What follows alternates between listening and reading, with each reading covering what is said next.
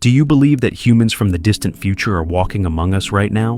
What if we told you that there are documented encounters with people claiming to be from the year 5097? And some of these cases include evidence so compelling that even the harshest skeptics can't fully dismiss them. If you're thinking this sounds like pure science fiction and that time travelers would never reveal themselves so openly, then we're extremely curious to see how you'll explain these 15 mysterious cases.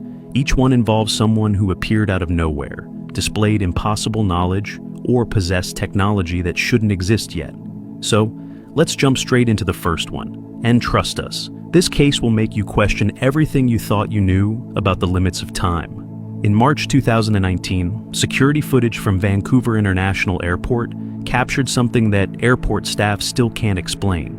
A woman appeared at Terminal 3 wearing clothing that looked futuristic but oddly practical, made from materials that seemed to shift colors under the fluorescent lights. But what truly alarmed security wasn't her appearance.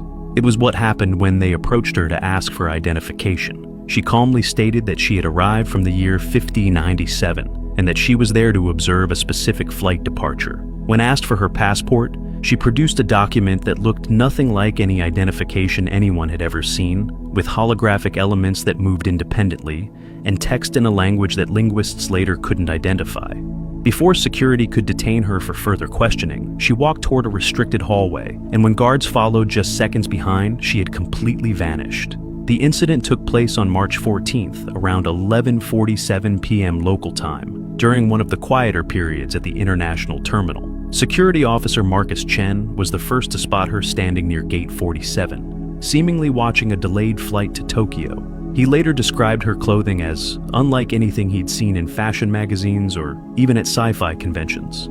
The fabric appeared to be a single seamless piece that adjusted its opacity and color based on the lighting. It wasn't like she was wearing weird clothes, Chen explained in his incident report. It was like the clothes themselves were alive, responding to the environment around her. When Chen approached, the woman didn't seem nervous or caught off guard. She smiled pleasantly and explained in perfect English that she was documenting historical flight patterns and specifically needed to observe Flight 283's departure. Now, here's where things get extremely fascinating. Flight 283 was delayed that night due to mechanical issues, something that wasn't publicly announced yet, but she knew about it. She told Chen that the delay was expected and documented, and that the flight would eventually depart at 1:32 a.m. She was right, down to the minute. Chen called for backup, and two additional security officers, Jennifer Walsh and David Kumar, arrived within minutes. All three officers reported the same bizarre details about the identification document she showed them. It wasn't paper, plastic, or any material they recognized. Walsh described it as something between glass and water, solid enough to hold, but with elements that move beneath the surface like living organisms. The holographic sections displayed what appeared to be her photograph, but it rotated to show her face from multiple angles simultaneously. The text shifted between languages, none of which the officers could read, though they all agreed it looked mathematical rather than alphabetic. But what happened next sent chills down everyone's spine. The woman calmly stated that her observation window was closing and she needed to leave. She asked if she could proceed to the restricted hallway leading to the maintenance sections of the terminal. When the officers told her that area was off limits and they needed her to come with them for further questioning, she nodded politely and said, "I understand, I'll use the alternate exit." Then she simply walked toward the hallway. Kumar moved to physically stop her, but she continued walking as if he wasn't there. Walsh ran after her, with Chen and Kumar right behind. The hallway is only about 40 meters long, with no turns and ends at a locked maintenance door. Walsh reached the end of the hallway less than 10 seconds after the woman entered it. The door was still locked. The woman was gone. Airport security immediately reviewed the footage from every camera in that section. And this is where things become absolutely insane. The cameras show the woman entering the hallway clearly. They show the three officers running after her. But the woman simply fades from view halfway down the corridor, becoming transparent over the course of maybe 2 seconds before disappearing completely. No flash of light, no special effects. She just ceased to be visible, as if she was being erased from reality. Some skeptics argue it could have been a sophisticated hologram or some kind of viral marketing stunt for a science fiction movie. But here's the problem with that theory. The woman appeared on multiple camera systems, from different angles, over the course of 20 minutes. She cast shadows. She interacted with physical objects, including the document she showed the officers. Hologram technology in 2019 simply wasn't advanced enough to create something that realistic, especially not in an uncontrolled environment like an airport terminal. The incident was officially classified as unexplained in the airport's records. All 3 officers submitted detailed reports, and the footage remains in the airport's security archive. Linguists from the University of British Columbia examined screenshots of the identification document and confirmed that the symbols matched no known language, living or dead. Materials scientists who reviewed the security footage said the fabric she wore displayed properties that shouldn't be possible with any current textile technology. So, what really happened that night at Vancouver International Airport? Was this woman actually a time traveler from the year 5097, visiting the past to observe something as mundane as a delayed flight? And if so, why that specific flight? What made Flight 283's departure so historically significant that someone would travel over 3,000 years into the past just to witness it? Or is there a more logical explanation that we're all missing? Pretty insane to think about, isn't it? The mystery remains completely unsolved, and to this day, security staff at Terminal 3 still talk about the woman who appeared from nowhere and vanished into thin air. In July 2021, a man was admitted to Singapore General Hospital after collapsing on Orchard Road during rush hour. He appeared to be in his early 30s, physically fit, and showed no signs of injury or illness. Yet when doctors ran routine blood tests, they discovered something absolutely baffling. His blood contained biological markers that medical science couldn't identify, cellular structures that seemed impossibly advanced, and antibodies for diseases that don't even exist yet. When he regained consciousness, he told the attending physician that he was from the year 5097 and that he had traveled back specifically to witness what he called the Great Turning Point. He described future medical technologies in such precise detail that doctors recorded his statements and later found that some of his descriptions matched experimental treatments that were only in theoretical stages.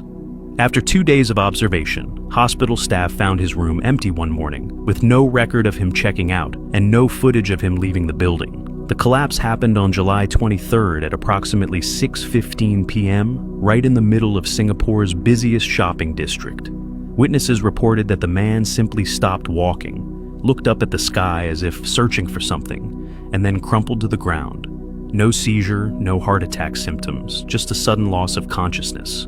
Paramedics arrived within minutes and found his vital signs stable but slightly elevated. His body temperature was 37.8 degrees Celsius, just high enough to be noteworthy but not alarming. What was alarming, though, was that his heart rate was an absolutely perfect 60 beats per minute, not fluctuating at all, just perfectly, impossibly steady. Dr. Sarah Lim was the attending physician in the emergency department that evening. In her official report, she described the patient as unusually calm and cooperative once he regained consciousness about 40 minutes after admission. He had no identification, no wallet, no phone. When asked for his name, he said it would be difficult to pronounce in your linguistic framework and told them to simply call him Kai.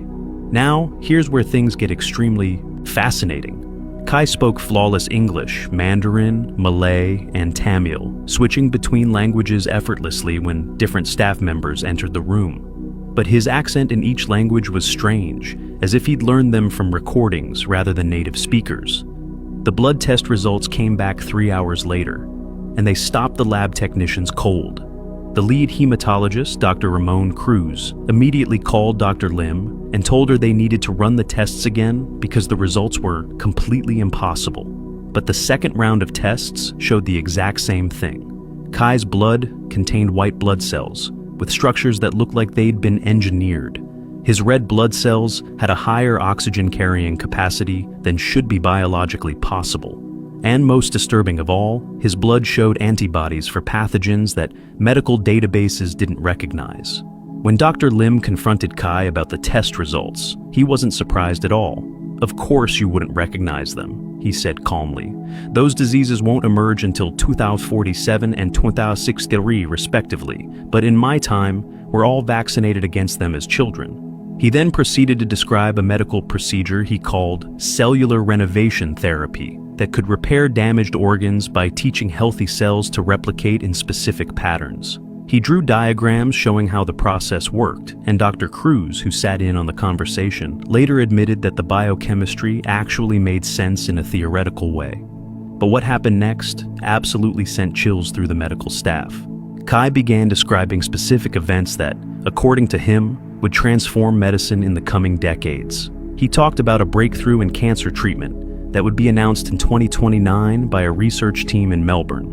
He described a global pandemic that would occur in 2041, far worse than COVID-19, and explained how the medical response to that crisis would lead to the development of universal vaccines. He even named the scientist who would make the crucial discovery, a 12-year-old girl currently living in Brazil who wouldn't enter medical school for another decade. The hospital kept Kai under observation in a private room on the 8th floor. Security was instructed to monitor him, not because he was dangerous, but because the medical team wanted to run more tests. Dr. Lim visited him multiple times over the next 2 days, and each conversation left her more convinced that either this man was telling the truth or he was the most knowledgeable medical fraudster in history. He described surgical techniques that didn't exist yet, but could theoretically work. He explained how future doctors would use quantum computing to model treatment outcomes before administering drugs. He even correctly predicted which experimental cancer treatments would succeed and which would fail in current clinical trials. On the morning of July 26th, nurses went to check on Kai during the 7 a.m. rounds. His room was empty. The bed was neatly made. His hospital gown was folded on the chair. But here's what makes absolutely no sense. The room was on the 8th floor with windows that don't open. The door had been monitored by security cameras all night. The footage shows absolutely no one entering or leaving the room between midnight and 7 a.m. Yet, Kai was gone. Hospital administration launched an immediate investigation. They reviewed every camera in the building. They checked stairwells, elevators, even the laundry chutes. Not a single trace of him anywhere. The hospital's electronic records showed he'd never officially checked out. His blood samples were still in the lab, still showing those impossible biological markers. Dr. Lim kept the notes from their conversations, and she shared them with colleagues around the world. Some of the treatments Kai described are now being researched independently, with scientists unaware that a mysterious patient in Singapore had already explained them in detail back in 2021. So, what really happened in that hospital room? Was Kai actually a medical professional from the year 5097, visiting the past to witness some crucial moment in healthcare history? And if so, what was the great turning point he mentioned? Was it something that happened in Singapore in July 2021, or is it something still to come? Some skeptics suggest he could have been a medical student with an elaborate plan to create a hoax. But that doesn't explain the blood tests. That doesn't explain how he vanished from a locked room 8 floors above the ground. And it definitely doesn't explain how he knew about experimental treatments that weren't public knowledge. Pretty insane when you really think about it, right? To this day, the medical staff who met Kai refused to accept simple explanations. They know what they saw, what they tested, and what they heard, and absolutely no one has been able to explain it away. During the New Year's Eve celebrations in Berlin on December 31st, 2022, a young woman approached a group of physics students near the Brandenburg Gate and asked them a question that stopped them cold. "Has the Reichman paradox been solved yet?" she asked in perfect German. The students were confused because there is no known physics problem called the Reichman paradox. When they asked what she meant, she seemed genuinely surprised and said, "Oh, I apologize. I forgot how early it still is." She then proceeded to describe a theoretical physics concept involving quantum tunneling through temporal barriers that was so sophisticated, so mathematically precise, that one of the students, a doctoral candidate, recorded the entire conversation on his phone. She claimed to be from the year 50s and 97, where temporal physics was as common as electricity is today. She described technologies, equations, and paradoxes that haven't been discovered yet. And when the students asked her to prove her claims, she smiled and said, "The proof will arrive in 2031. Watch for the announcement from CERN." Then she simply walked into the crowd and disappeared. The student who recorded her has posted the audio online, and to this day, physicists who've listened to it say her knowledge seems impossibly advanced. The encounter happened around 10:30 p.m., just 90 minutes before midnight, when the area around Brandenburg Gate was packed with nearly 1 million people waiting for the fireworks display. The group of students, all from Humboldt University's physics department, had gathered to celebrate the new year together. Among them was Thomas Weisbach, a 28-year-old doctoral candidate specializing in quantum mechanics. He would become the key witness to one of the most fascinating encounters in modern physics history. The woman appeared to be in her mid-20s, with dark hair, and wearing what Thomas later described as clothing that looked normal from a distance but wrong up close. The fabric had an unusual sheen, and the cut of her coat didn't match any style he recognized. But it was her question that immediately captured the group's attention. Imagine being asked about a scientific problem that doesn't exist. It's not just confusing, it's unsettling. It suggests the person asking knows something you don't, something that perhaps hasn't been discovered yet. When the students expressed their confusion, the woman's face showed genuine surprise, as if she'd made an embarrassing social mistake. "I keep doing this," she said with a slight laugh. "Temporal displacement creates such awkward conversations." Then she launched into an explanation that left the physics students absolutely speechless. She described the Riemann paradox as a fundamental problem in temporal quantum mechanics, discovered in 2031 by a physicist named Dr. Helena Riemann. According to the woman, the paradox deals with what happens when quantum particles are observed across different time periods simultaneously, creating a cascade effect that challenges everything we understand about causality. Now, here's where things get extremely fascinating. Thomas, realizing this conversation was extraordinary, discreetly started recording on his phone. For the next 17 minutes, the woman delivered what essentially amounted to a graduate-level lecture on physics that doesn't exist yet. She used terms the students understood, like quantum entanglement and Heisenberg uncertainty principle, but combined them in ways that were completely novel. She drew diagrams in the air with her finger, describing mathematical relationships between time, space, and consciousness that sounded like science fiction, but followed logical frameworks the students could actually follow. One of the other students, Lisa Chen, asked her to explain how time travel actually worked. The woman smiled and said, "It's not travel in the way you're imagining it. You don't move through time. You adjust your quantum signature to resonate with a different temporal frequency. Think of it like tuning a radio. The station is always broadcasting, you're just changing which one you're listening to." She then described the technology used in her era, something called a temporal resonance device, which she said was about the size of a wristwatch. "Everyone has one by the 52nd century, she explained casually. "We use them for everything from visiting historical events to attending concerts that happened centuries ago." But what happened next sent chills through everyone listening. The woman began making specific predictions about discoveries that would happen in the coming years. She said that in 2027, researchers at MIT would accidentally create a stable quantum loop that would exist for 7 microseconds, the longest ever recorded. She predicted that in 2029, the first successful demonstration of quantum teleportation of a complex molecule would occur in Shanghai. And most significantly, she said that in August 2031, CERN would announce what she called the Riemann discovery, a breakthrough in particle physics that would fundamentally change how we understand the relationship between time and matter. Thomas asked her the obvious question. "If you're really from the future, why are you here? Why tell us this?" Her answer was both simple and deeply mysterious. "I'm a temporal historian," she said. "I study the moments when humanity's understanding of the universe fundamentally shifted." New Year's Eve 2022 in Berlin is considered one of those moments, though I can't tell you why, without creating a causality loop. But I wanted to see it for myself, to witness the world before it knew what was coming. When the students pressed her for proof, for something tangible they could verify, she shook her head. "I can't give you physical evidence. That would violate about 7 different temporal regulations. But I can tell you this. Watch CERN in 2031. When the announcement comes, you'll remember this conversation." Then, just as fireworks began erupting in the distance, she looked at her wrist, at what appeared to be an ordinary bracelet, and said, "I need to return. My window is closing." She thanked them for the conversation, wished them a happy new year, and walked into the crowd. Thomas tried to follow her, but in the chaos of a million people celebrating, she vanished within seconds. The audio recording Thomas made has been analyzed by physicists around the world. What makes it so absolutely insane is that the mathematical concepts she described are internally consistent.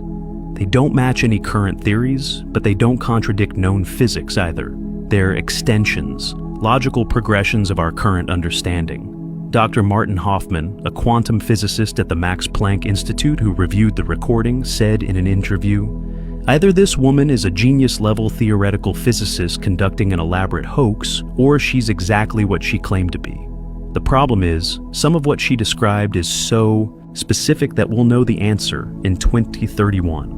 So was this young woman actually a temporal historian from the year 5097, visiting the past to witness a pivotal moment in human history?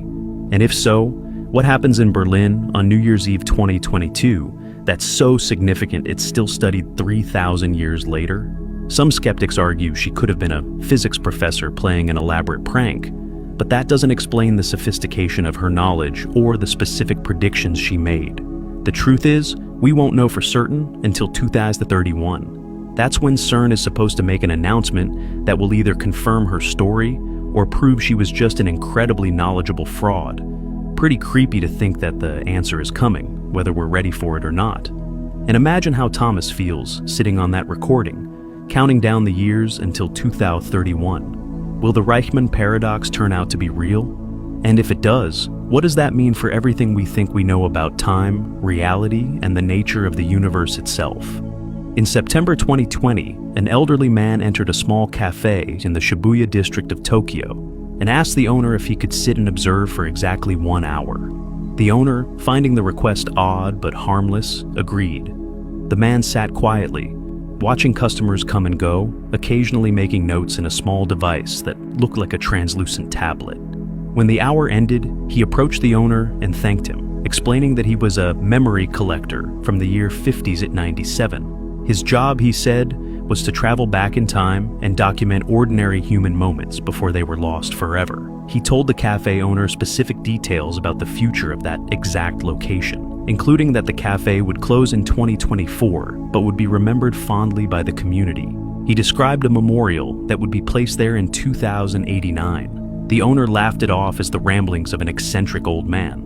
But in March 2024, rising rent forced the cafe to close permanently, and the details the old man described about why it closed matched exactly what happened. The owner still has the business card the man left behind, made of a material that jewelers can't identify, and with text that seems to shimmer and change depending on the angle of light. The cafe, called Cafe Moment, was a tiny establishment tucked into a side street just off the main Shibuya crossing. It had been run by Hiroshi Tanaka and his wife Yuki for nearly 15 years, serving coffee and homemade pastries to a loyal group of regulars. The cafe could seat maybe 12 people comfortably, and it had that warm, lived-in feeling that only comes from years of genuine hospitality. On September 18th, 2020, around 3 p.m. on a quiet Friday afternoon, the elderly man walked in and made his unusual request. Hiroshi later described him as distinguished-looking, probably in his 70s, with silver hair and wearing a suit that seemed expensive but strangely tailored. The fabric looked high quality, but the cut was slightly off, as if it had been made by someone who understood formal wear, but came from a place where fashion had evolved differently. What really caught Hiroshi's attention was the man's device.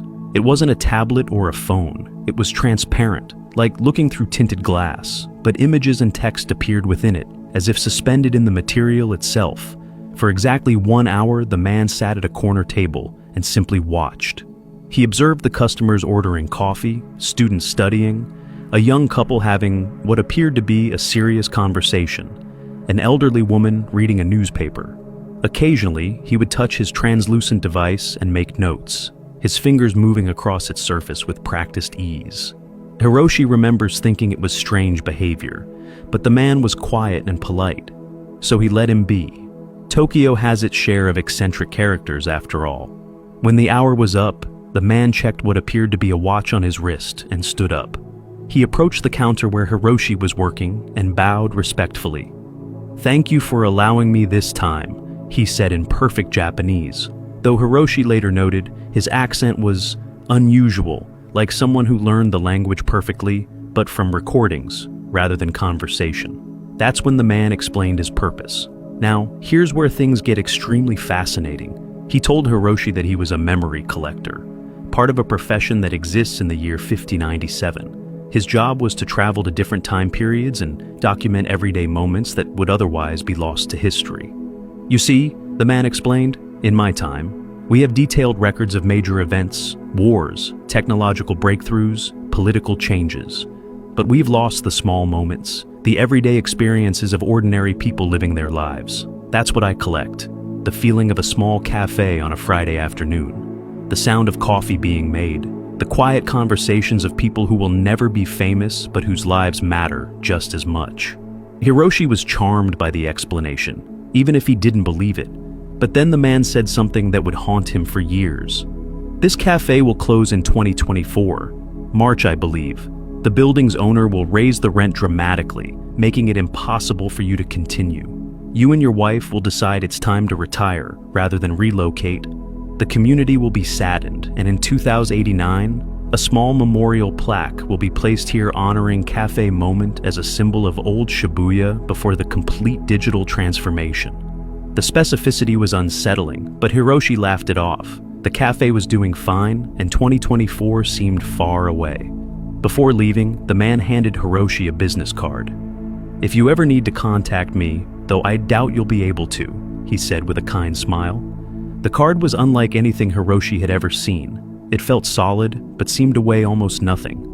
The material was somewhere between metal and glass, but warm to the touch. The text on it appeared to be in Japanese, but when you tilted the card, the characters would shift and shimmer, displaying what looked like different languages, or perhaps different versions of Japanese from different time periods. Hiroshi showed it to a friend who worked as a jeweler, and the jeweler was absolutely baffled. "I can't identify this material," he said. "It's not any metal or plastic or composite I've ever encountered."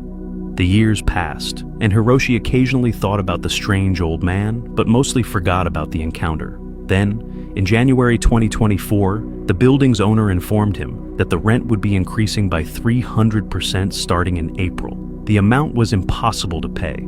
Hiroshi and Yuki, both approaching retirement age anyway, made the difficult decision to close Cafe Moment. The last day of business was March 23, 2024. The community response was overwhelming. Regular customers came to say goodbye, people shared memories, and several local blogs wrote about the cafe's closing as the end of an era in Shibuya. And that's when Hiroshi remembered the old man's prediction, down to the month, down to the reason, down to the community's reaction.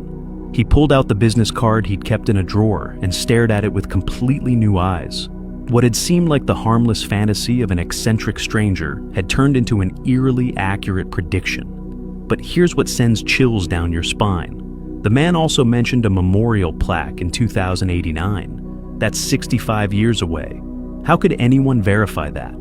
And why would someone from the year 5097 care enough about a small Tokyo cafe to travel back and document it? Some skeptics argue the old man could have been an economic analyst who made an educated guess about rising rents in Shibuya, but that doesn't explain the business card made of unidentifiable material. That doesn't explain how he knew the exact month and the specific reason for the closure, and it definitely doesn't explain the memorial plaque prediction. Unless the man somehow plants that memorial himself in the future, how could he know about it with such certainty? Hiroshi keeps the business card in a protective case now, and he's made arrangements in his will for it to be preserved. He wants someone to check that location in 2089 to see if the memorial plaque actually appears. "I'll never know if he was telling the truth," Hiroshi said in a recent interview, but everything else he said came true. Everything. So, why wouldn't the memorial be real too? So, was this elderly gentleman actually a memory collector from the year 5097, traveling through time to preserve ordinary moments that would otherwise be forgotten? And if so, what does it say about the future that they value these small, everyday experiences enough to send people back through time to record them? Think about that for a moment. In a world 3,000 years from now, with technology we can barely imagine, someone decided that a quiet hour in a small Tokyo cafe was worth preserving. Pretty fascinating when you really consider it, right? And here's the question that keeps everyone wondering: what other ordinary moments are being collected right now, in cafes and restaurants and homes around the world, by visitors we don't even recognize as being from another time? In February 2023, a major technology firm in Mumbai experienced what they initially thought was a sophisticated cyber attack. Someone had accessed their internal servers and downloaded massive amounts of research data on artificial intelligence and quantum computing. But when security experts traced the breach, they found something that made no sense. The access point was a physical terminal in their building, one located in a locked server room that required biometric clearance. Security footage showed a man in his 20s entering the room using a key card that, according to their records, didn't exist. He worked at the terminal for 17 minutes, and during that time, he appeared to be uploading information rather than stealing it. When security arrived, he didn't run. Instead, he calmly explained that he was from the year 5097 and that he was correcting errors in their research that would have led to a catastrophic AI malfunction in 2027. He claimed he was part of a temporal intervention team assigned to prevent technological disasters. Before security could detain him, the lights in the server room flickered, and when they came back on 2 seconds later, he was gone. The company later reviewed the data he had uploaded and found corrections to their algorithms that their lead scientists admitted actually improved their models significantly.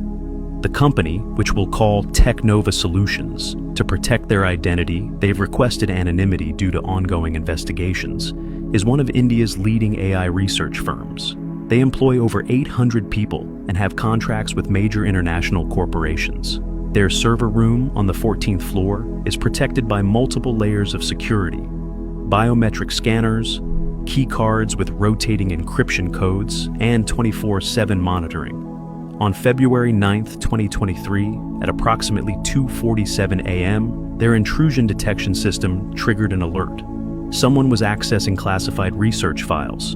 The security team, led by Chief Security Officer Rajesh Patel, immediately began tracing the breach.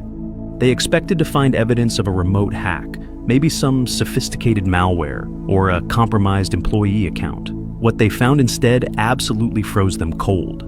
The access was coming from Terminal 7 in Server Room B, a physical computer that required someone to be sitting right in front of it. Patel pulled up the security camera footage and watched in disbelief as a young man, maybe 25 years old, stood in front of the biometric scanner at 2:43 a.m. The scanner, which should have rejected anyone not in the system, turned green and unlocked the door. The man was wearing casual clothing, jeans, and a simple dark jacket. But something about him seemed off. His movements were confident, unhurried, like someone who had absolute certainty they wouldn't be caught. He walked directly to Terminal 7, produced a key card from his pocket, and swiped it through the reader. The terminal came to life immediately. Now, here's where things get extremely fascinating. Patel and his team watched as the man's fingers flew across the keyboard at an absolutely inhuman speed.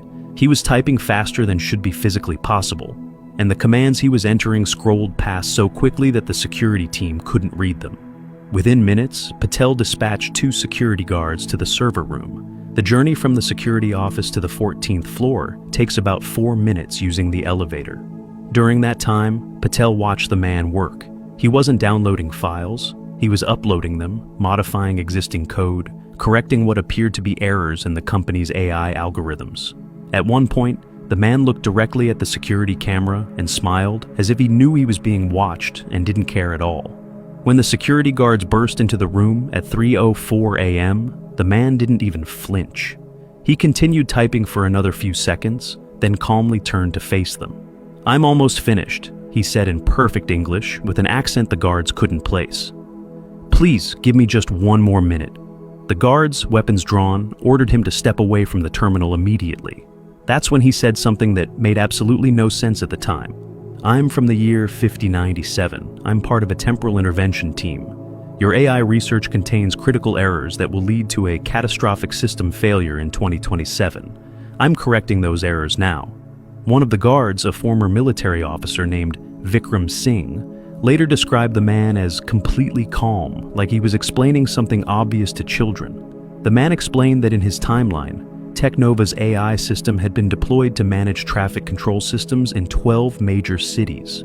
In August 2027, a cascading error in the core algorithm caused all the systems to fail simultaneously, resulting in what he called significant loss of life. He said his team's job was to prevent such disasters by traveling back and fixing the problems at their source. Vikram demanded identification. The man reached into his jacket slowly, and both guards tensed. But instead of a weapon, he produced a small transparent card that displayed information in glowing text that seemed to float inside the material. "This is my authorization," he said, holding it up, "though I understand you won't be able to verify it." The text on the card was in no language either guard recognized, constantly shifting and changing like a living thing. That's when the lights began to flicker, not just in the server room, but apparently throughout the entire building. The guards' radios crackled with static, and then, for exactly 2 seconds, everything went dark. When the lights came back on, the man was gone. The transparent card was lying on the floor where he'd been standing. The terminal was still running, showing that the upload had completed. Terminal 7's access log showed 17 minutes of activity, but the keycard ID used to log in didn't match anything in the company's database. It was as if the card had been created specifically for this one purpose and then deleted. The security team immediately secured the server room and called in their top AI researchers to examine what had been uploaded. Dr. Amita Sharma, the lead AI architect, spent 3 days analyzing the modifications. What she found was absolutely baffling. The mysterious visitor had corrected 7 different errors in their neural network architecture, errors that her team hadn't even detected yet. These weren't obvious mistakes, Dr. Sharma explained in an internal report that was later leaked. These were subtle flaws in how the system would scale. We probably wouldn't have discovered them until the AI was deployed and running at full capacity. And he was right. If these errors had gone uncorrected, the system could have failed catastrophically under certain conditions. But here's what sent chills through the entire research team. One of the corrections involved a specific edge case scenario that would only occur if the AI was managing multiple citywide systems simultaneously. Exactly the type of deployment the man had described. It was as if he knew the exact future implementation of their technology and had corrected problems that would only emerge under those specific conditions. The transparent card he left behind was sent to a materials laboratory for analysis. Scientists reported that it contained microscopic circuitry too complex to analyze with current technology and was made of a polymer that doesn't exist in any known database.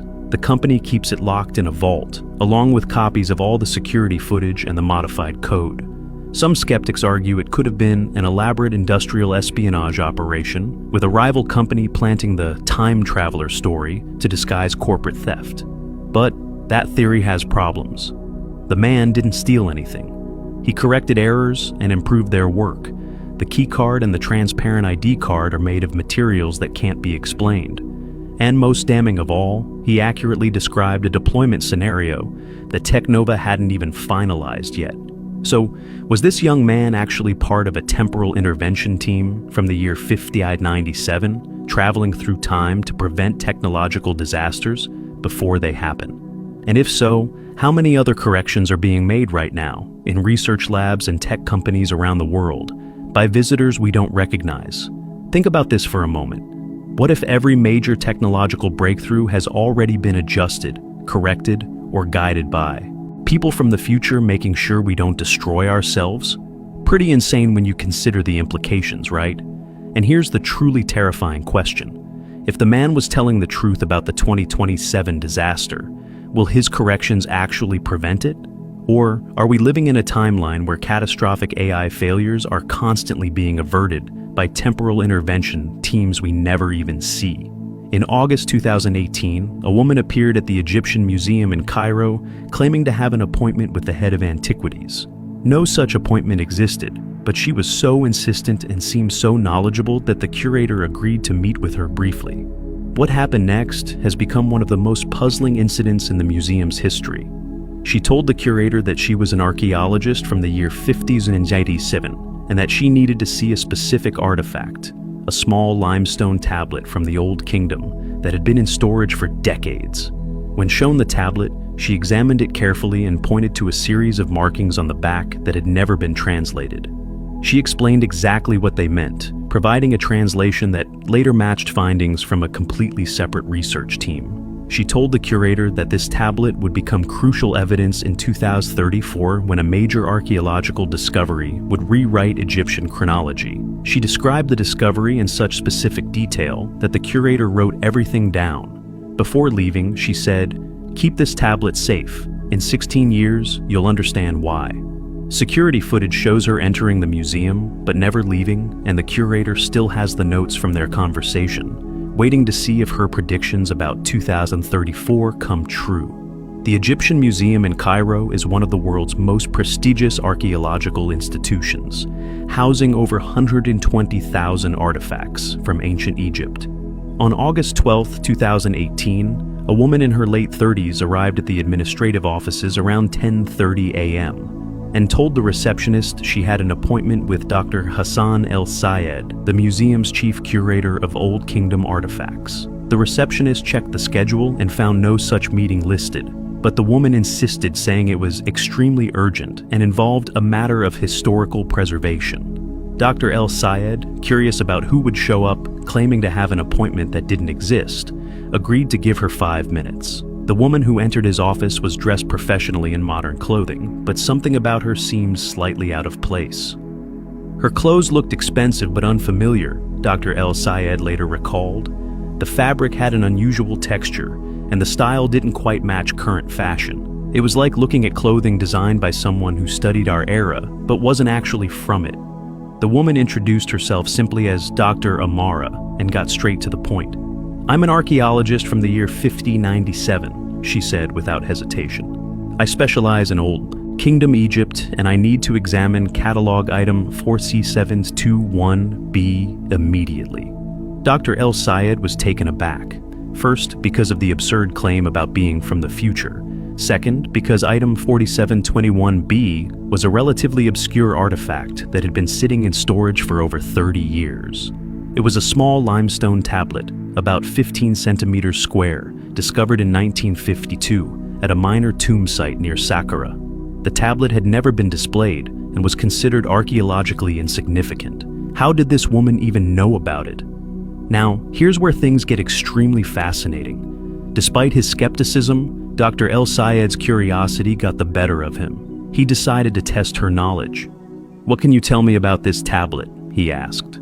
Dr. Amara proceeded to describe the artifact in perfect detail, including information that wasn't in the public catalog. She knew its exact dimensions, the type of limestone it was carved from, even the name of the archaeologist who had cataloged it in 1952. "It's from the 5th dynasty, reign of Nusera-Ini," she said, "but that's not why I'm here." Intrigued and somewhat unsettled, Dr. El-Sayed took her down to the storage facility. When he retrieved the tablet from its protective case, Dr. Amara's eyes lit up. She examined it carefully, turning it over in her hands with the practiced care of a professional archaeologist. Then she did something that absolutely stopped Dr. El-Sayed cold. She pointed to a series of faint markings on the back of the tablet, marks that had been documented but never successfully translated. "These aren't decorative," she said. "They're coordinates." She pulled out a notebook and began writing, translating the ancient markings into modern Arabic and English. The symbols, she explained, were an early form of mathematical notation that wouldn't be properly understood until 2034. They described a location approximately 8 kilometers southeast of the tablet's original discovery site. In April 2034, Dr. Amara said with absolute certainty, a team of archaeologists will discover a previously unknown burial complex at these exact coordinates. The discovery will contain evidence that completely changes our understanding of 5th dynasty trade networks and political structures. This tablet is the key to finding it. Dr. El-Sayed wrote down everything she said, his hand shaking slightly. The specificity was incredible. She described not just the location, but the exact nature of the discovery, the types of artifacts that would be found, even the name of the graduate student who would make the initial breakthrough. "His name is Ahmed Khalil," she said.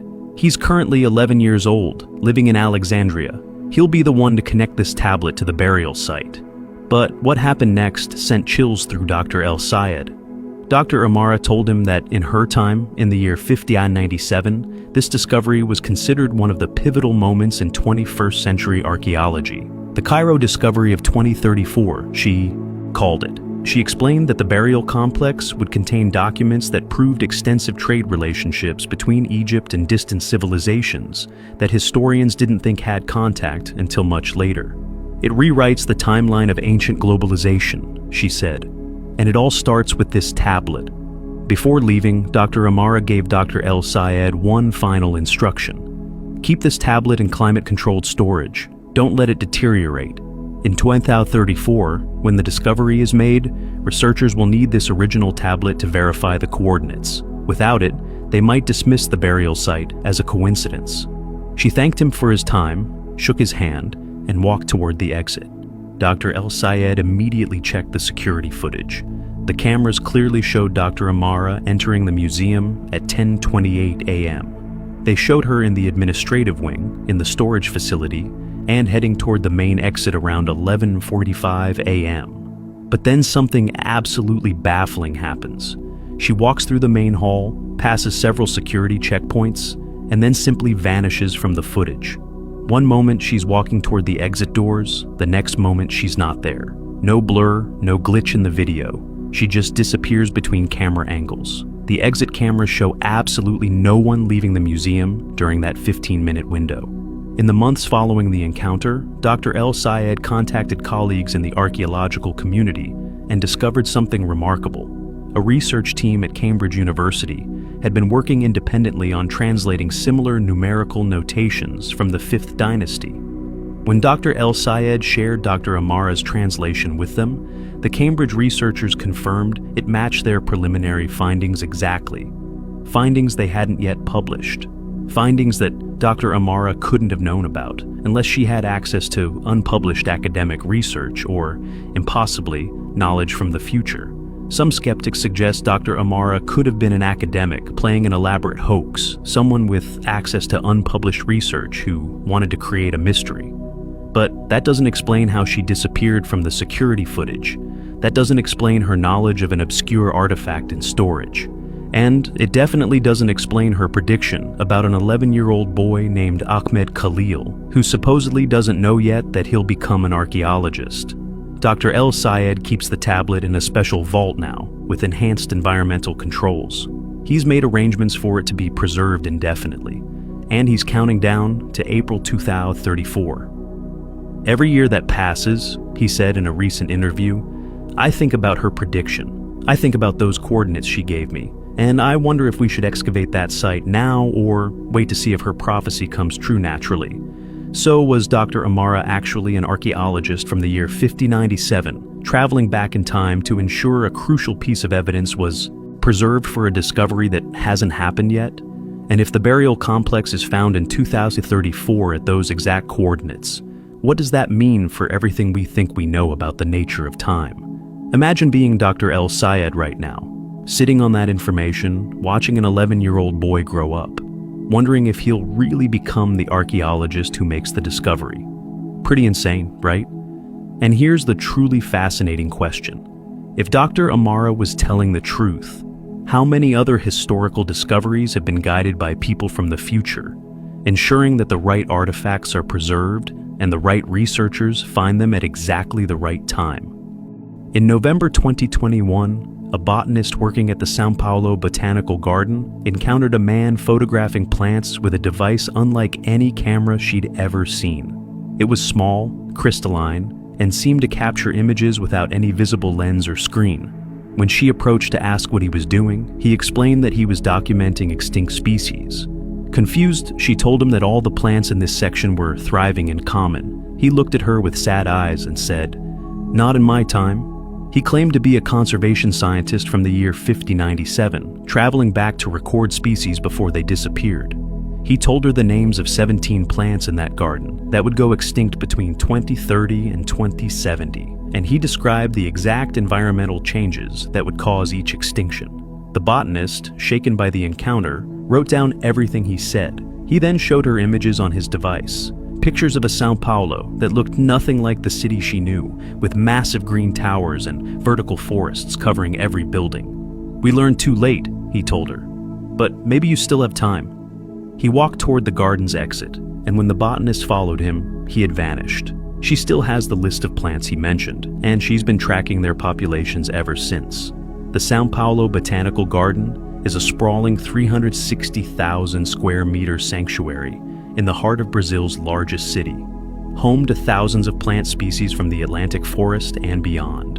On November 17, 2021, Dr. Marina Oliveira, a specialist in tropical botany with over 15 years of experience, was conducting routine documentation in the native species section when she noticed the stranger. It was around 3 p.m. on a Wednesday afternoon, a time when the garden typically had few visitors. The man appeared to be in his 40s, wearing clothing that Dr. Oliveira described as practical but unusual.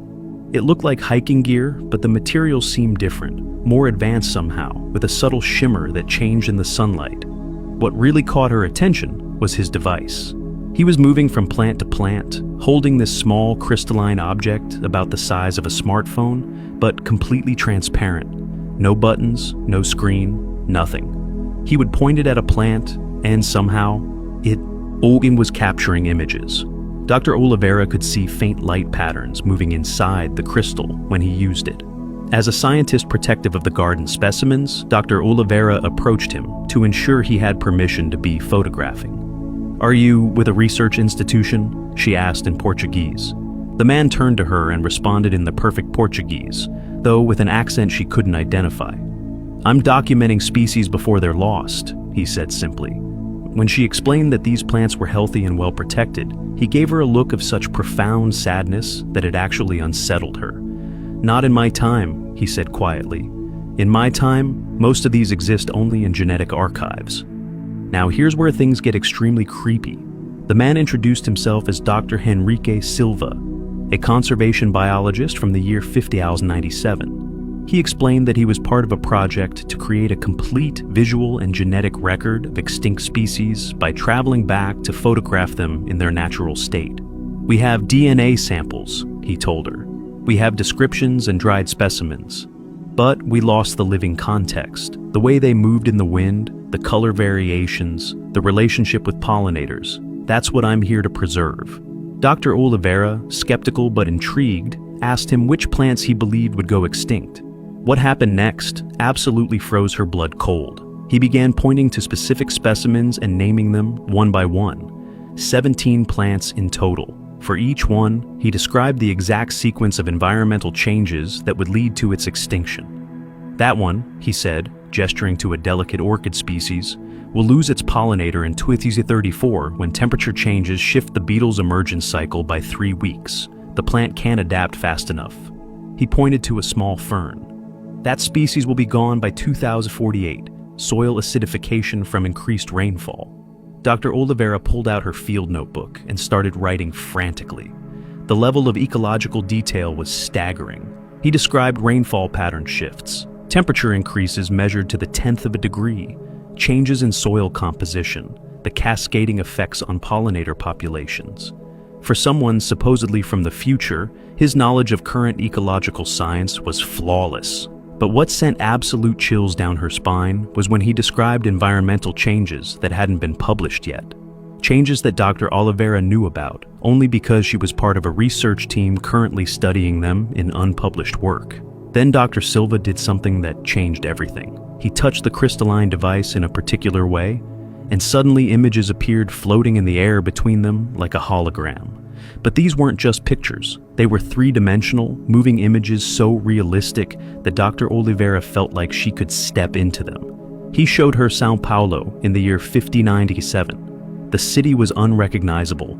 Every building was covered in vegetation, massive vertical forests rising hundreds of meters into the sky. "This is what we became after the extinction cascade," he explained. "We rebuilt our cities as living ecosystems, but it came at a terrible cost." He showed her image after image, extinct animals, vanished forests, and then he showed her the archives, massive facilities where they stored genetic material and holographic records of lost species. "We have the DNA to bring many of them back," he said, "but we can never truly recreate the ecosystems they were part of. That knowledge died with them." The images showed scientists in his time working with what looked like extinct plants, attempting to reintroduce them to artificial environments. "It's not the same," he said quietly. "We're gardeners maintaining a memory, not stewards of a living world." Dr. Oliveira asked him the obvious question. "If you're really from the future, why tell me this? What can I possibly do?" Dr. Silva looked at her intently. "Because in my time, we have records showing that the early 21st century was when humanity still had the chance to prevent the worst of it. Every botanist who started conservation efforts in your era, every person who protected even a small habitat, they changed the timeline. Not completely, but enough. Some species survived because of people like you." Before she could ask more questions, Dr. Silva checked something on his wrist, a thin band that glowed faintly. "My window is closing," he said. "I need to return." He handed her the list he'd created, 17 plant names with dates and extinction causes written in handwriting that looked oddly precise and uniform, almost computer-generated. "Track these species," he urged. "Document their decline. Maybe if enough people see the pattern, you can change it." He walked toward the garden's main path, and Dr. Oliveira followed, her mind reeling. She had so many more questions, but as they rounded a corner near the exit, she looked down at the list in her hands for just a second.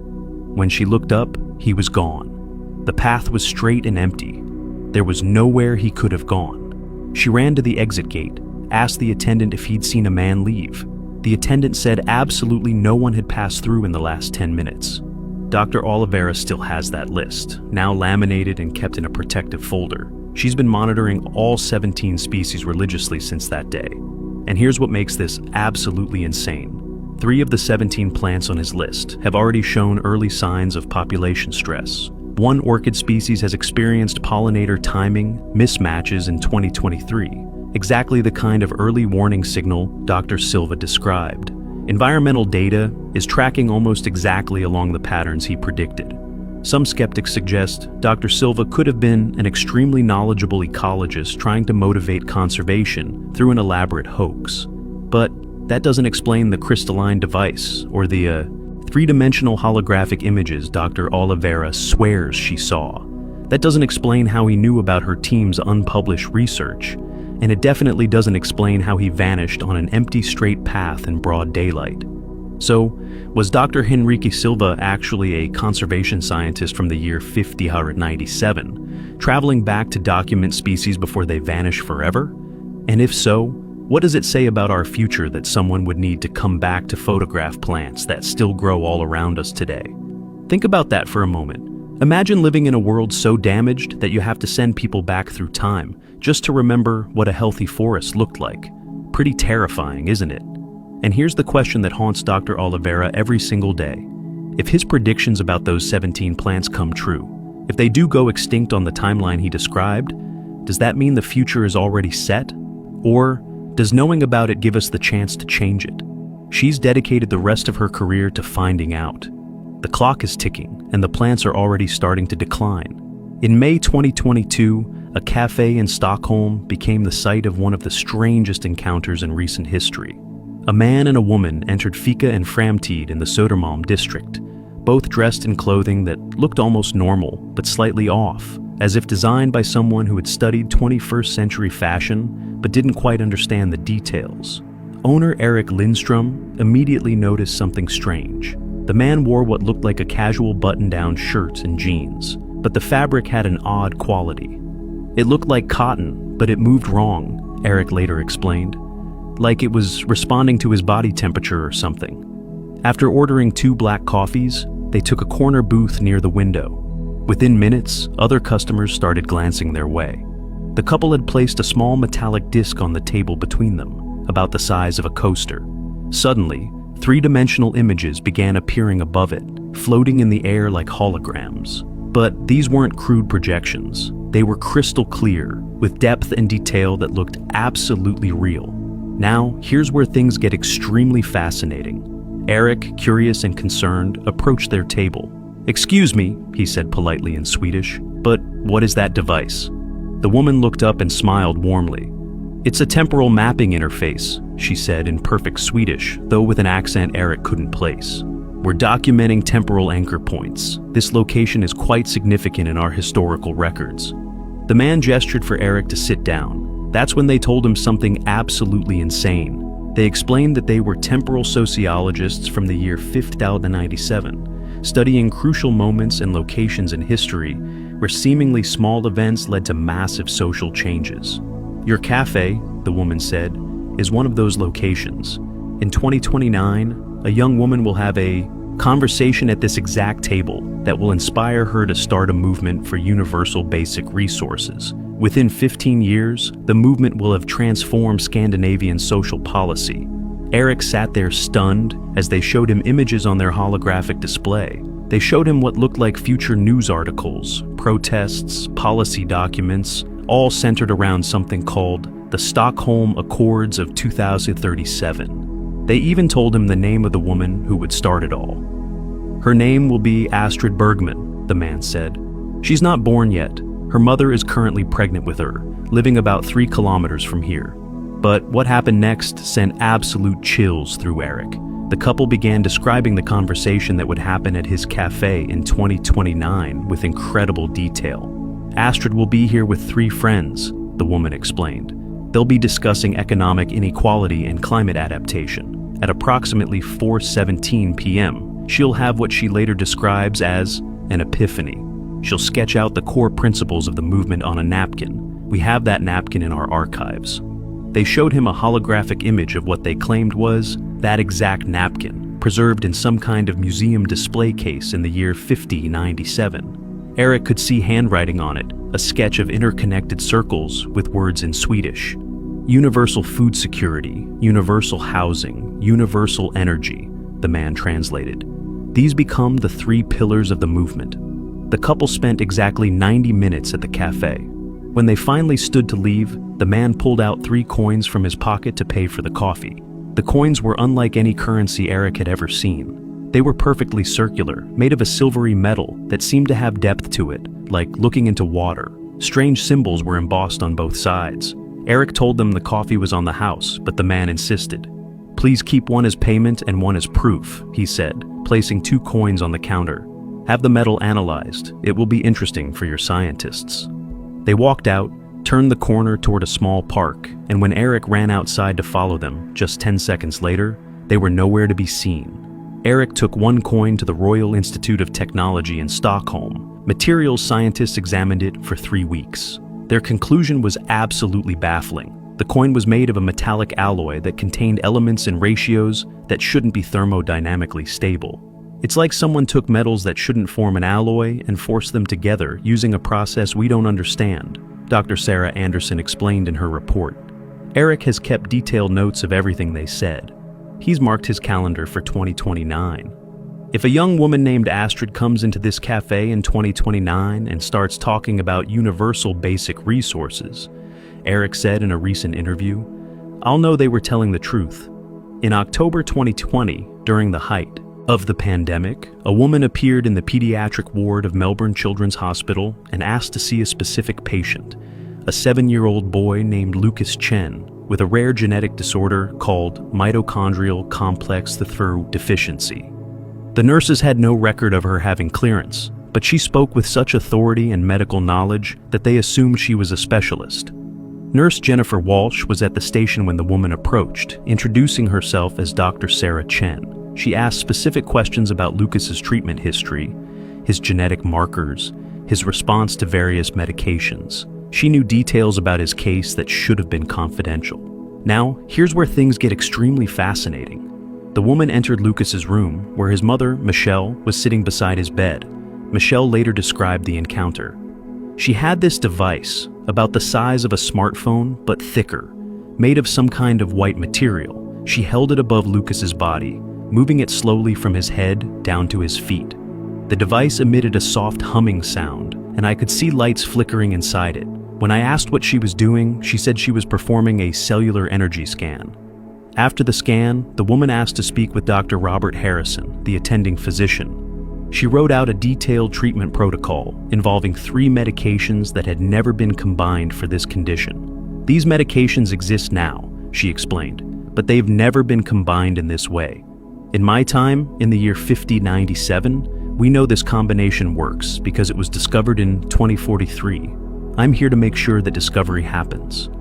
She started explaining the biochemistry with such precision that Dr. Harrison found himself listening. She knew things about mitochondrial medicine that I didn't know, Dr. Harrison admitted later, and I've been specializing in this field for 20 years.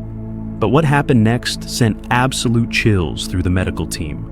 The woman told Dr. Harrison, "This treatment protocol will be published in the Journal of Pediatric Genetics in August 2043 by a researcher named Dr. Emma Patterson. Lucas will be mentioned in that paper as one of the first patients successfully treated with this approach." Dr. Harrison asked the obvious question. If you're really from the future, why help this one child? Why not publish the treatment yourself and save thousands? The woman's answer was haunting. Because that's not how it works. The discovery has to happen organically. But individual interventions, helping specific patients who would otherwise die, that's allowed under temporal medical ethics. Dr. Harrison consulted with the ethics board and decided to try it. The treatment began the next day. Within 72 hours, Lucas showed improvement. Within 2 weeks, his cellular energy markers had improved by 40%. Today, more than 3 years later, Lucas is thriving. But here's what makes this absolutely insane. When Dr. Harrison tried to find the woman to report the success, she had completely vanished. Hospital administration searched every database. There was no Dr. Sarah Chen credentialed anywhere. Security footage showed the hallway where she should have walked, but she never appears on camera. The white scanning device was never found, but the treatment protocol still exists, and several other children have been successfully treated using the same combination therapy. Hospital administration searched every database. There was no Dr. Sarah Chen credentialed at their hospital or any hospital in Australia. Security reviewed footage from every camera in the building from that day. The cameras show the 4th floor hallway where she should have walked to reach Lucas's room. They show nurses at the station, patients being wheeled past, family members visiting. But the mysterious woman never appears on camera. Not entering, not in the hallway, not leaving. It's as if she existed in that room for 20 minutes and nowhere else. The white device she used to scan Lucas was never found. Michelle Chen described it in detail to medical equipment specialists, but absolutely no one recognized it.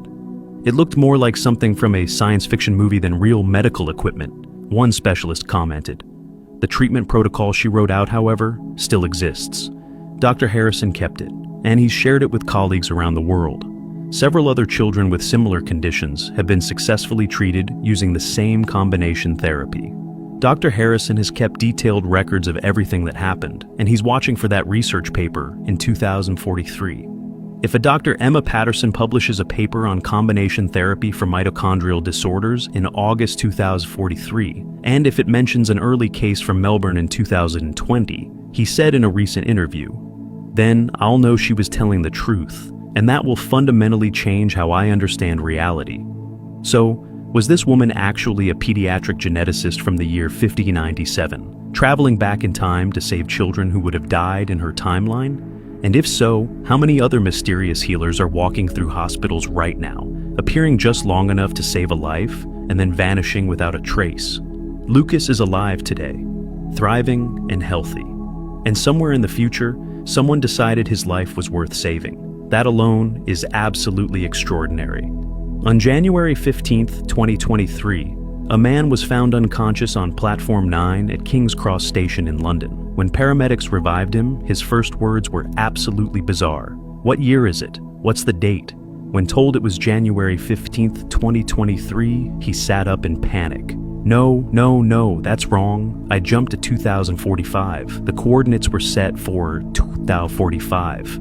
The man identified himself as Marcus Webb, a temporal engineer from the year 5097. He explained he'd been testing a personal time travel device when something malfunctioned, displacing him by 22 years. At University College Hospital, Dr. Patricia Okonkwo conducted evaluations expecting head trauma or psychiatric crisis. What she found was a completely lucid, highly intelligent patient, absolutely convinced of his story. Now, here's where things get extremely fascinating. Marcus told Dr. Okonkwo about a device implanted near his spine. It's a quantum displacement module, he said.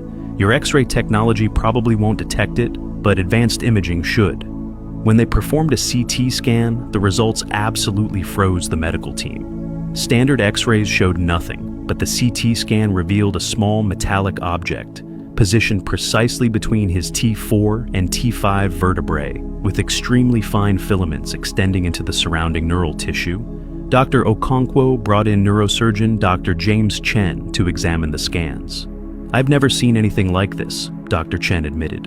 It looks like a medical implant, but the design is unlike any neural interface device I know of. The precision required for that placement is extraordinary. But what happened next sent absolute chills through everyone involved. Marcus began describing future London with incredible detail. He mentioned the Thames Barrier Expansion Project, completed in 2038. He described new underground stations on the proposed Crossrail 3 line, giving specific names and locations. He talked about the Northern Line extension with stations at Alexandra Palace and Muswell Hill. The Alexandra Palace station has curved platforms because of the hill topography. There's a glass ceiling that lets natural light down to platform level. When Dr. Okonkwo's husband, who worked for Transport for London, heard about this, he was absolutely baffled. Marcus had described engineering specifications and structural details that existed only in confidential planning documents. This information isn't public, the TfL engineer said. Some of these projects are barely past the feasibility study stage. How could he possibly know this? Over 3 days, Marcus remained cooperative and disturbingly consistent in his story. On the evening of January 18th, he asked for exactly 10 minutes of privacy. My device has been recalibrating, he explained. I need to activate the return sequence. The nurses agreed, locking the door from the outside at 8:15 p.m. At 8:25 p.m., when they checked on him, the room was completely empty. The window was sealed. The door had been locked from the outside. There was absolutely no way he could have left, but he had. Security footage showed no one entering or leaving during those 10 minutes. Here's what makes this absolutely insane. When Dr. Okonkwo checked the digital copies of Marcus's original scans, she discovered something impossible. The metallic object that had been clearly visible on January 15th no longer appeared on the scans. Not just on new scans, but the original images had somehow changed. The implant that multiple doctors had seen now showed nothing but normal spinal tissue. Dr. Okonkwo kept detailed notes of everything Marcus said about future London. If the Alexandra Palace station gets built with the curved platforms and glass ceiling he described, she said, I'll know he was telling the truth, but part of me already knows. I saw that implant on the scans. Multiple radiologists saw it. And then it disappeared from our digital records. That's not something you can fake. In March 2019, a woman walked into Zenith Design Group in Dubai and asked to speak with Hassan al-Rashid, lead architect of their confidential project Oasis.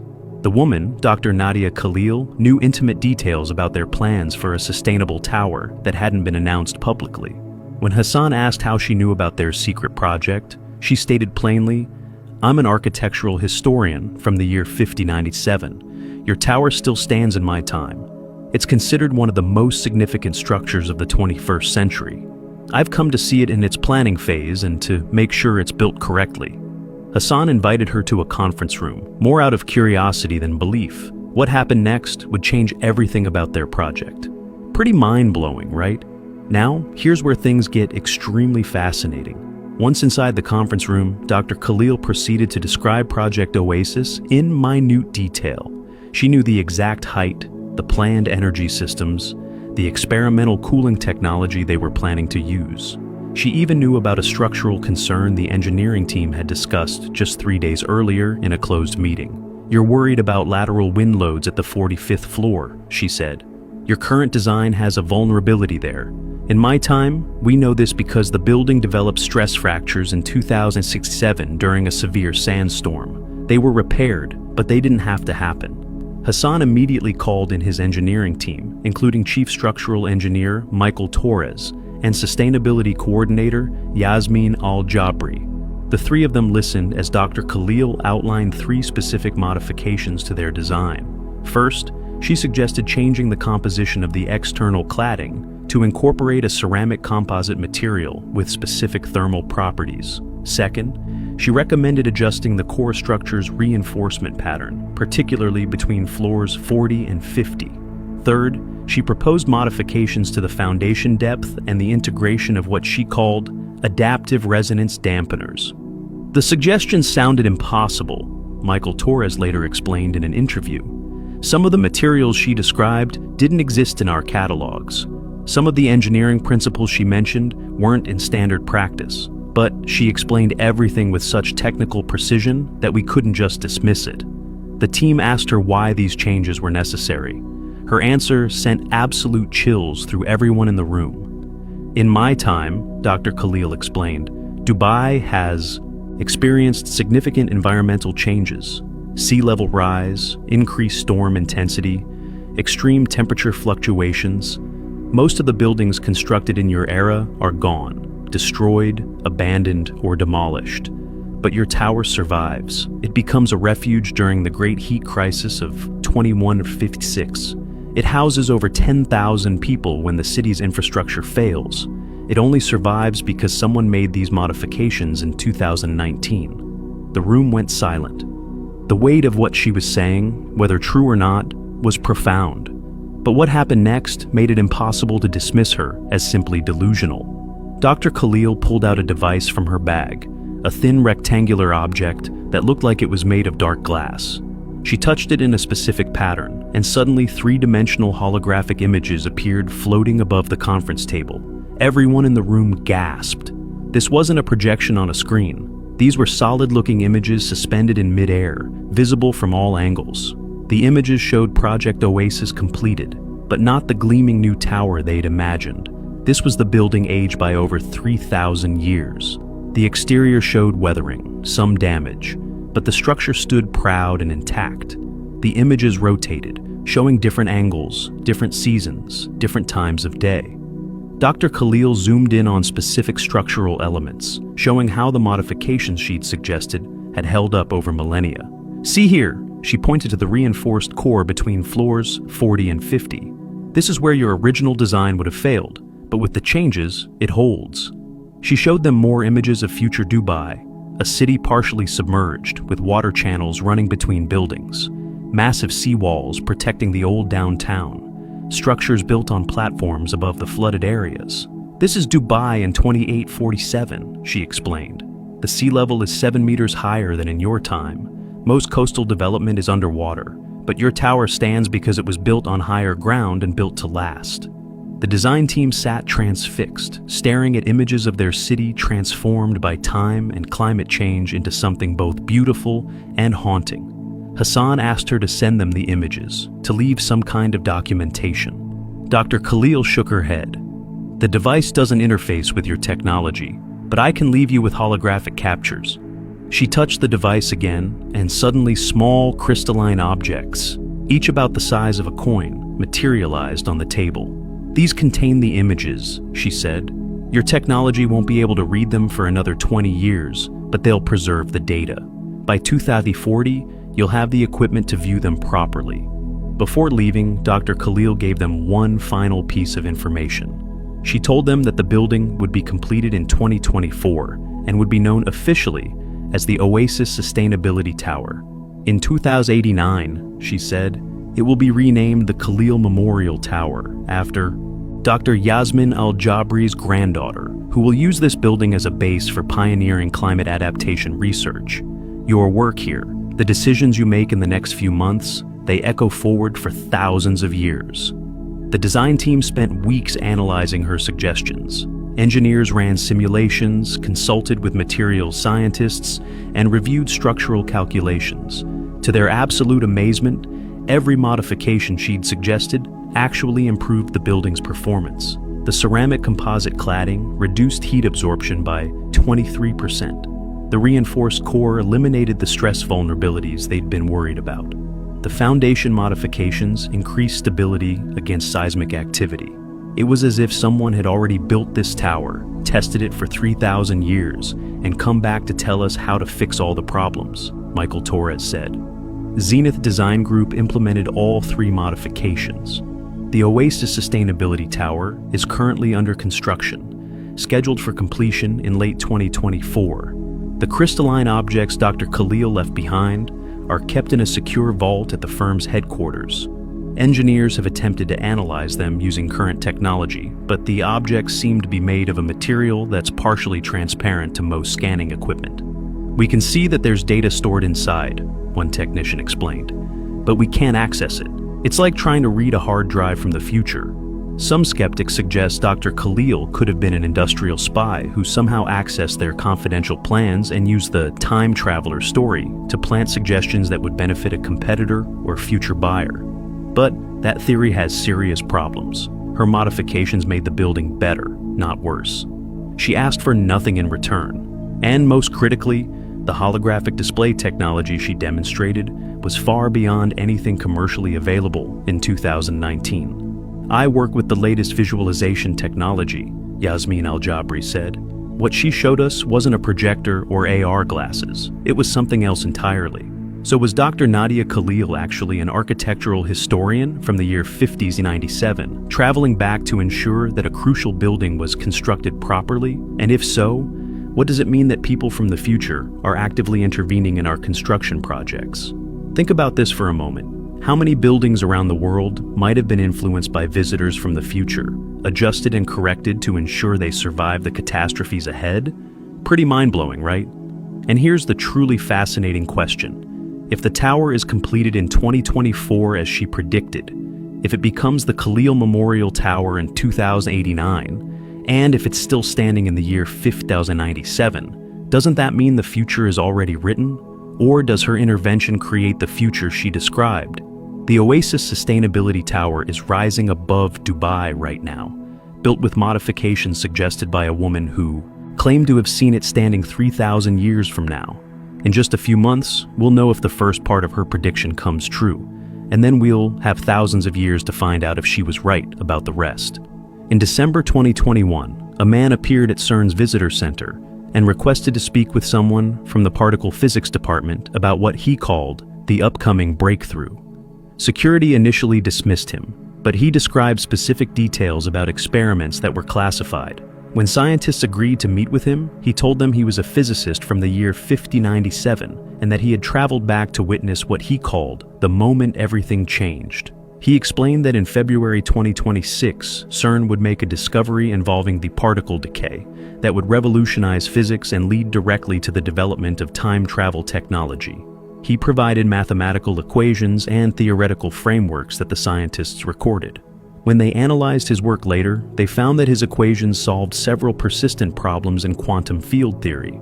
He described the exact experimental conditions that would lead to the discovery and even named the scientist who would make it, a junior researcher currently working at the facility. Before leaving, he told the team, "When it happens, remember that it's not an accident. It's the beginning of humanity's next chapter." CERN officials have never publicly commented on this encounter, but researchers who were present have spoken anonymously about it. They're watching the calendar. February 2026 is approaching, and everyone involved is wondering if his prediction will come true. CERN, the European Organization for Nuclear Research, operates the world's largest and most powerful particle accelerator near Geneva, Switzerland. It's where the Higgs boson was discovered in 2012, confirming one of the most important predictions in particle physics. On December 3, 2021, a man in his 50s walked into the visitor center and told the receptionist he needed to speak urgently with someone from the experimental physics division. He said he had information about the February 2026 anomaly.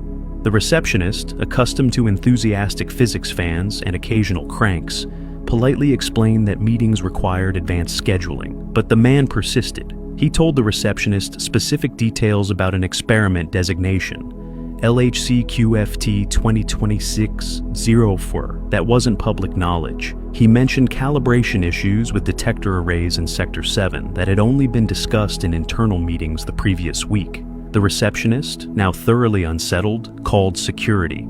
When security officer Francois Mercier arrived, the man calmly repeated his request and added more classified details, including the names of 3 senior physicists working on quantum field theory experiments. Mercier made a decision that would lead to one of the most extraordinary meetings in CERN's history. He contacted Dr. Elena Volkov, a senior researcher in the particle physics department, and explained the situation. Dr. Volkov, intrigued by the man's apparent knowledge of classified information, agreed to meet him briefly, assuming he might be a former employee or someone with a security leak to report. Now here's where things get extremely fascinating. The man who entered Dr. Volkov's office introduced himself as Dr. James Wright, a theoretical physicist from the year 5097. He said it with the same casualness someone might use to say they were from London or New York. Dr. Volkov's first instinct was to end the meeting immediately, but Dr. Wright started talking about particle physics with such depth and precision that she found herself listening. He wasn't speaking like a crackpot, Dr. Volkov later told colleagues in a private conversation that was recorded and leaked. He was speaking like someone who'd spent decades in advanced theoretical physics. Dr. Wright explained that he had traveled back specifically to witness what he called the Genesis event, the moment when humanity first observed temporal particle displacement. In February 2026, he said, during a routine decay observation experiment, your team will notice something impossible. A particle will appear to decay backward in time, not just slightly, but measurably, observably backward. The data will be so clear that you won't be able to dismiss it as experimental error. Dr. Volkov called in two colleagues, Dr. Marcus Chen and Dr. Sofia Ramos, both experts in quantum field theory. The three of them listened as Dr. Wright described the discovery in extraordinary detail. He explained that the experiment would be running at specific energy levels, 14.2 TeV, when the anomaly would occur. He said it would happen on February 17, 2026, at approximately 3:47 a.m. Central European Time. He even described the specific detector configuration that would capture the event. But what happened next absolutely stopped the scientists cold. Dr. Wright pulled out a tablet-like device and began showing them mathematical equations. These weren't handwritten notes or photos of work. The equations appeared on the screen and could be manipulated in 3 dimensions, rotating and expanding as he explained them. This is the theoretical framework you'll develop over the next 50 years to explain what you observe in 2026, he said. The equations were staggeringly complex, involving mathematics that the CERN physicists recognized but had never seen applied in quite this way. Dr. Chen, a specialist in quantum chromodynamics, asked if he could photograph the equations. Dr. Wright agreed, and for the next 90 minutes, the scientists frantically documented everything on the device's screen, page after page of mathematical proofs, theoretical models, and experimental predictions. Some of this math was familiar, Dr. Ramos later explained in an anonymous interview, but he was using it to solve problems we've been stuck on for years. The equations for quantum vacuum fluctuation in curved space-time, the reconciliation of quantum mechanics with general relativity in extreme conditions. He had solutions, complete, elegant solutions. Then Dr. Wright told them something that sent absolute chills through the room. He named the scientist who would make the initial discovery. Dr. Yuki Tanaka, he said, currently a junior researcher in your experimental division. She'll be the first to notice the anomaly in the data. She'll almost dismiss it as noise, but something will make her look twice. That second look changes everything. The scientist knew Yuki Tanaka.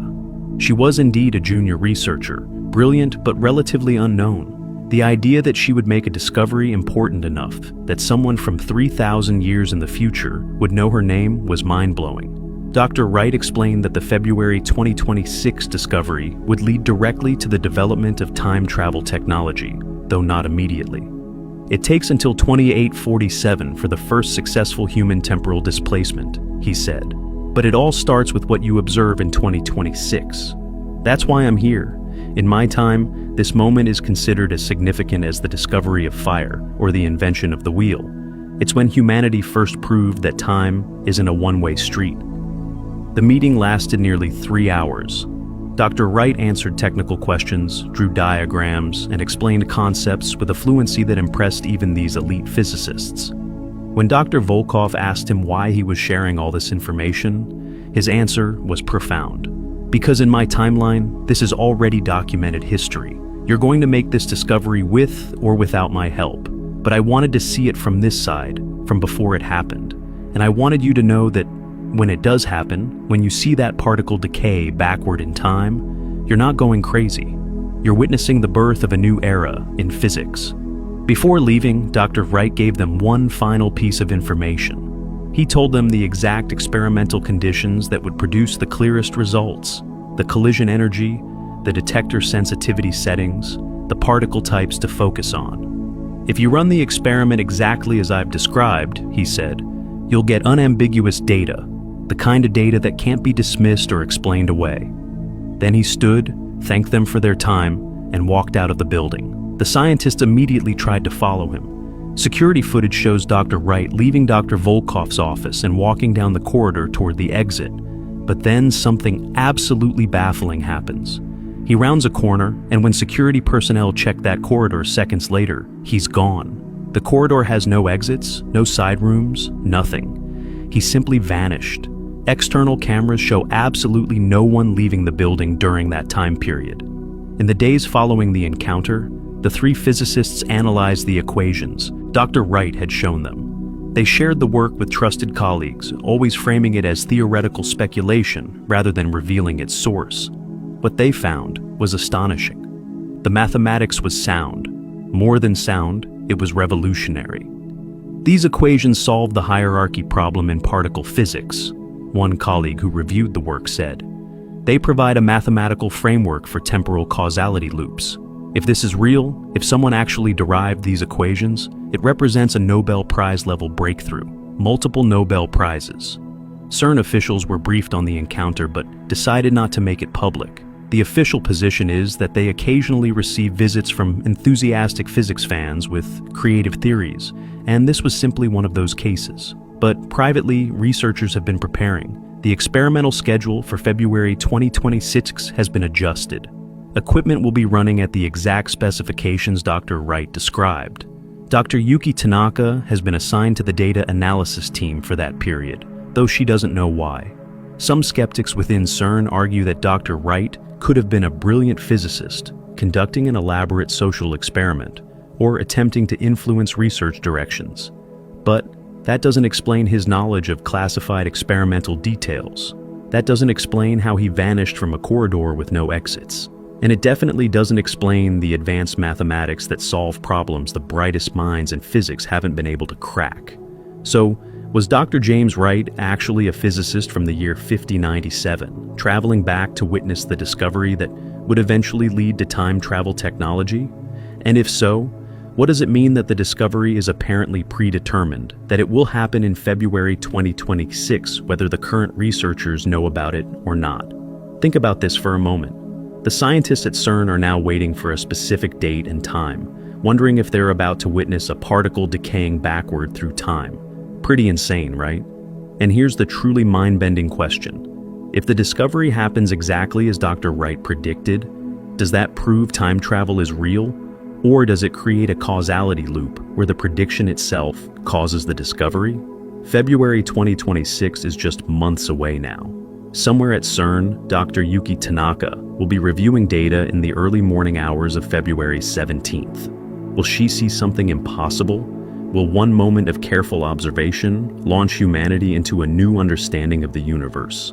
The researchers who met Dr. Wright are counting down the days. They have his equations, his predictions, and his assurance that they're about to witness the beginning of humanity's next chapter. The clock is ticking, and the entire physics community is watching, even if most of them don't know why.